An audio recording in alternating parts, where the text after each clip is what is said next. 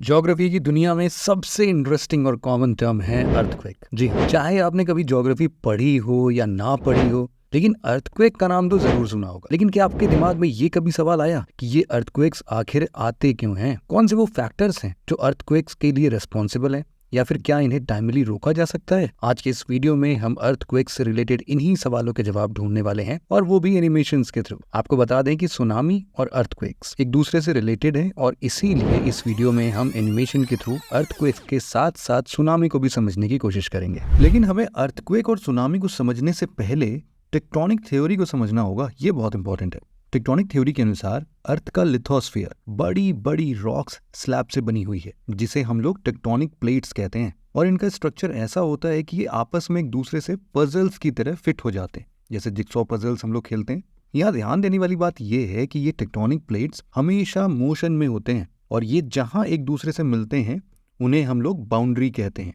ये बाउंड्री या तो कन्वर्जेंट हो सकती है, या डाइवर्जेंट, या फिर ट्रांसवर्स हो सकती है। वैसे तो देखो, अर्थक्वेक का सिंपल मतलब होता है टेक्टोनिक एक्टिविटी की वजह से अर्थ में ट्रेमर्स होना, मतलब कि झटके आना। लेकिन आखिर ये होता कैसे है भाई?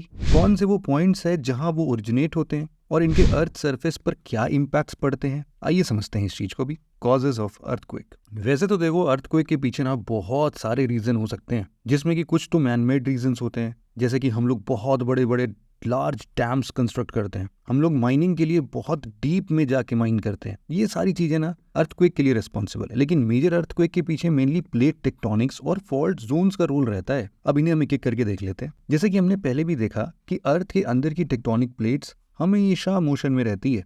इसका मतलब ये है कि एक टेक्टोनिक प्लेट अगर दूसरे टेक्टोनिक प्लेट के संपर्क में आती है तो बाउंड्रीज फॉर्म करती है, और ये बाउंड्रीज अगर एक दूसरे के ऊपर स्लिप करती हैं या उनको पुश करती हैं तो वहां पर कुछ ट्रिमर्स या झटके देखने को मिलेंगे।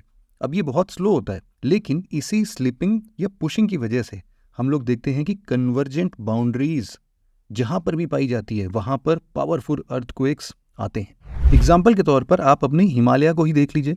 एक तरफ यूरेशियन प्लेट और दूसरे तरफ इंडियन सबकॉन्टिनेंट प्लेट, ये दोनों एक दूसरे के पास में आते जा रहे हैं, जिससे कि हिमालय का फॉर्मेशन भी हुआ है। और कभी कभी इन दोनों के कन्वर्जेंट बाउंड्रीज की वजह से हम लोग को यहाँ पर नेपाल में या फिर और भी नॉर्थ रीजन्स में अर्थक्वेक देखने को मिलते हैं। एनर्जी की ऐसे ही सडन रिलीज को एक पावरफुल जोन में हम लोग अर्थक्वेक कहते हैं। इसी तरह आप समझ लीजिए, डाइवर्जेंट बाउंड्रीज का भी टेक्टोनिक मूवमेंट की वजह से अर्थक्वेक ऑब्जर्व किया गया है, लेकिन इनकी इंटेंसिटी काफी कम होती है। टेक्टोनिक मूवमेंट्स के साथ साथ फॉल्ट जोन्स भी अर्थक्वेक के लिए मेजर रोल प्ले करते हैं। इनफैक्ट वर्ल्ड की ज्यादातर शैलो अर्थक्वेक का इमीडिएट रीजन फॉल्ट में सडन रिलीज ऑफ एनर्जी ही है। लेकिन ये फॉल्ट जोन है क्या आखिर? दरअसल जियोलॉजिकल लैंग्वेज में समझें तो फॉल्ट का मतलब होता है रॉक्स के मास में एक सिग्निफिकेंट डिसकॉन्टिन्यूटी, जिसकी वजह से रॉक मास मूवमेंट अफेक्ट होती है। अर्थ के लिथोस्फीयर में पाए जाने वाले फॉल्ट्स का फॉर्मेशन अर्थ के टेक्टोनिक फोर्सेस से होता है। टेक्टोनिक फोर्सेस की वजह से टेक्टोनिक प्लेट्स हमेशा मूवमेंट करते हैं, लेकिन कभी कभी दो प्लेट्स आपस में लॉक हो जाते हैं और मूवमेंट के लिए स्पेस ही नहीं रहता, और इसी दौरान ये प्लेट्स स्टैटिक सिचुएशन में रहता है। लेकिन टेक्टोनिक फोर्सेस इन पर लगातार एक्ट करती रहती है, जिसकी वजह से इन टेक्टोनिक प्लेट्स में स्ट्रेस बिल्ड हो जाता है, और इसी स्ट्रेस की वजह से इन प्लेट्स में क्रैक या फॉल्ट्स डेवलप होता है, और ये भी अर्थक्वेक का एक बड़ा रीजन है। अर्थ के अंदर जब ये फॉल्ट्स किसी एक रीजन में कंसंट्रेट हो जाते हैं तो इन्हें फॉल्ट जोन कहा जाता है। और जब टेक्टोनिक फोर्सेस की वजह से इस रीजन में किसी भी फॉल्ट से सडन एनर्जी रिलीज होती है ना, तो वो सरफेस पर अर्थक्वेक के रूप में दिखाई देती है। और यही कारण है कि फॉल्ट जोन्स अर्थक्वेक प्रोन होते हैं, और यहाँ माइनर अर्थक्वेक्स एक रेगुलर इंटरवल में आते ही रहते हैं। फॉल्ट के जिस पॉइंट से ये एनर्जी रिलीज होती है उसे हम लोग फोकस कहते हैं, और फोकस वाले पॉइंट के ठीक ऊपर अर्थ का जो सरफेस है ना, उस पॉइंट को हम लोग एपीसेंटर कहते हैं। ये एपीसेंटर ही है जहां पर अर्थक्वेक की सबसे पहली वेव अर्थ सरफेस पर पहुंचती है। यहां आपको एक और बात बता देते हैं कि फॉल्ट से जनरेट हुई अर्थक्वेक्स की इंटेंसिटी भी फॉल्ट्स के स्ट्रक्चर पर डिपेंड करती है। यानी कि फॉल्ट का डायमेंशन जितना ज्यादा होगा, उससे जनरेट हुई अर्थक्वेक की इंटेंसिटी भी उतनी ज्यादा होगी। टेक्टोनिक मूवमेंट्स और फॉल्ट्स के अलावा एक और नेचुरल रीजन है जिसकी वजह से अर्थक्वेक जनरेट हो सकता है, और वो है वोल्केनिक एक्टिविटी। लेकिन वोल्केनिक एक्टिविटी से जनरेट हुए अर्थक्वेक्स की सिवियरिटी और एक्सटेंट काफ़ी लिमिटेड होती है।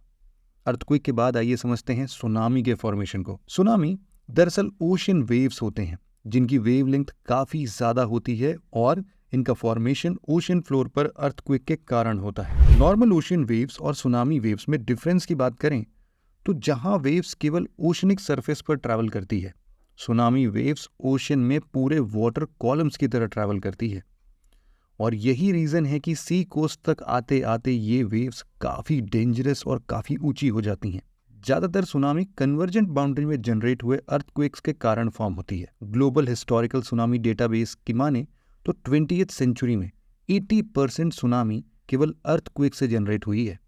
हालांकि सुनामी वेव्स दूसरे फैक्टर्स जैसे कि ओशन फ्लोर में लैंडस्लाइड, वॉल्केनिक एक्टिविटी और यहाँ तक कि ओशन में एस्ट्रॉइड कोलिजन से भी जनरेट हो सकती है। सुनामी वेव्स के फॉर्म होने के बाद इसकी स्पीड और डिस्ट्रक्टिवनेस ओशियंस के डेप्थ पर डिपेंड करता है। इसका स्पीड डीप सी में तो बहुत मिनिमम होता है, लेकिन शैलो सी में मैक्सिमम होता है।